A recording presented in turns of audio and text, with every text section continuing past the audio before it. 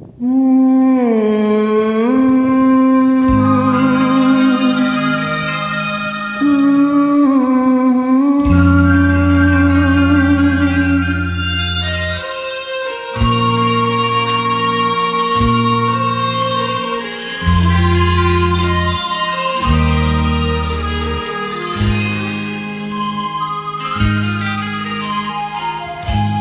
ឹកភ្នែកខ្ញុំហូរពោ5000ដើមគឺចិត្តស្អិតណាខ្លាំងដង្ហើមខ្លោចសាងអូនខ្មែរពីង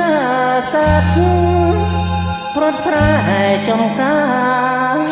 រួងចោលរិះសាបំពេញទឹកដីអាសូររាខ្មែរវេទនាយូរហើយមិនចង់ឃើញឡើយពេលគេ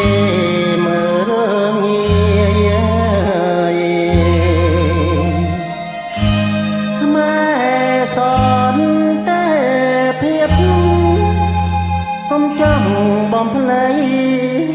រឿងអ្វីហេតុអ្វីក៏ជាងជន់ម្លេះអូភូមិរងចាំបណ្ដាំឪពុកថ្ងៃនេះទៅមុខទុកលែងប្រហែល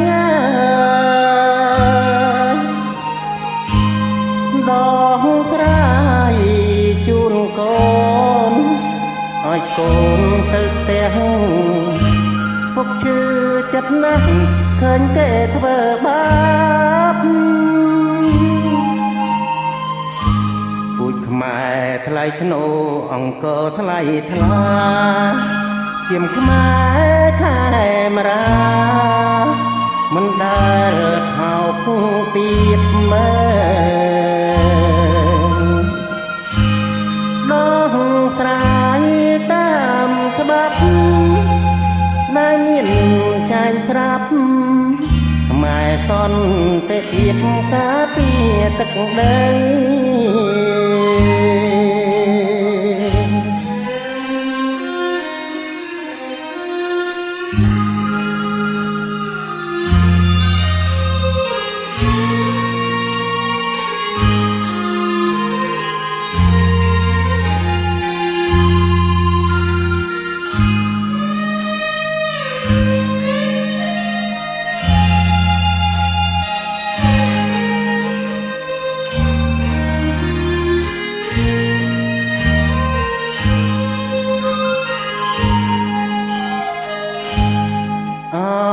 ភូមិរងចាំ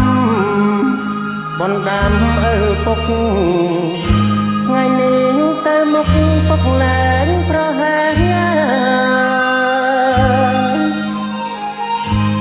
ដងស្រាយជូនកូនឲ្យកូនទៅផ្ទះពុកឈឺចិត្តណាស់ឃើញគេធ្វើបាបពូជខ្មែរថ្លៃធ្នូអង្គរថ្លៃថ្លាជាមខ្មែរខែមរាមិនដែលថោកទៀតមើលដងស្រាយតាមច្បាប់ដែលមានចាញ់ស្រាប់ខ្មែរសន្តិភាពការពារទឹកដី